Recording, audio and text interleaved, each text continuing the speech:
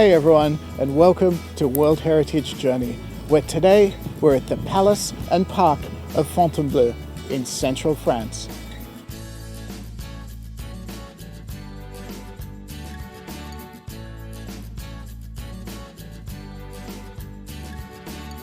Fontainebleau is a sprawling palace complex about an hour to the south of Paris. It dates back to the 12th century and is closely associated with some of the most famous names in French royal history. Names like Francois I, Henry IV, Louis XIV, Marie Antoinette, and Napoleon as well. It's very, very beautifully preserved and it's absolutely incredible. Let's have a look inside.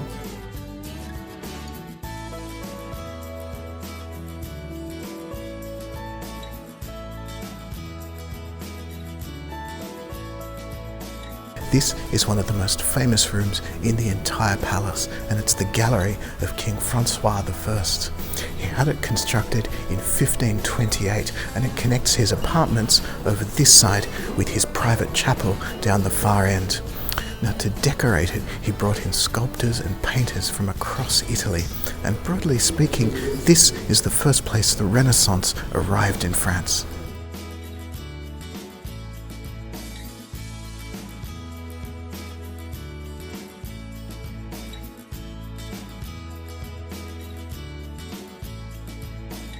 So this is the gorgeous ballroom, and it dates from the middle of the 16th century. It was originally a passageway, but it was enlarged by Henry II, who added his names to the corners of the ceiling, and quite daringly the name of his mistress as well, Diane of Poitiers. Now, it's got this beautiful fireplace behind me, and on the other side as well, it's got an elevated gallery for musicians so that they could come and go without disturbing the guests.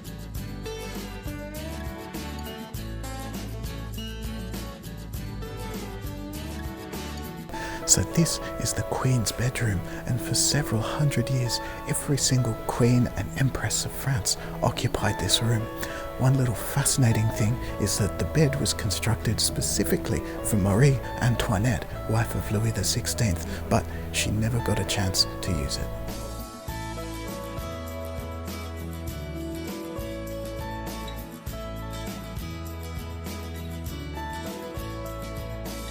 So this room is known unsurprisingly as the throne room, and for several hundred years this actually served as the king's bedroom.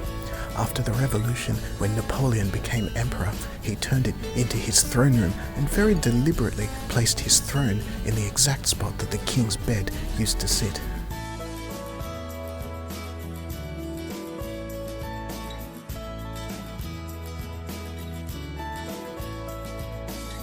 This room is known as the Abdication Room because it's here at this table in 1814 when Napoleon signed the papers to abdicate as emperor and to agree to go into exile on the island of Elba. The furniture is much the same as it was on that day in 1814.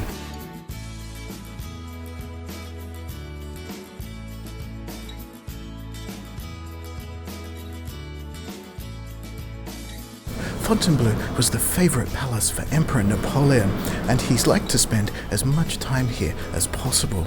There's actually a museum in one of the wings dedicated to his life and career, which is actually quite unusual in France. You don't see that many mentions of him, and there's an interesting collection of objects and paintings here.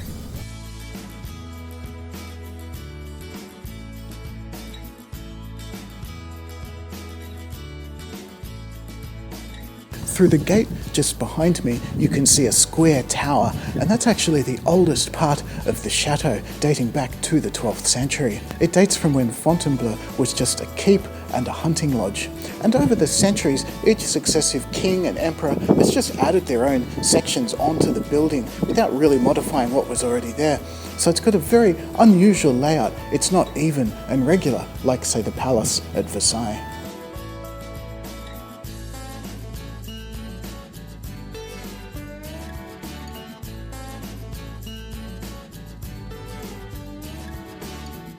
And so our last stop on the tour is the Royal Courtyard. And it's from here that Napoleon said goodbye to his troops in 1814 before he went tearfully into exile. And I'm going to have to do the same thing. Not into exile though, of course. We've had a great day here and I've really enjoyed it. It's actually a fantastic spot to come. I'd highly recommend it. It's just as beautiful as Versailles, but it's nowhere near as crowded, and that's fantastic. So thank you very much for watching. Don't forget to like and subscribe. I'm Joel on the road, and I'll see you at the next World Heritage Site.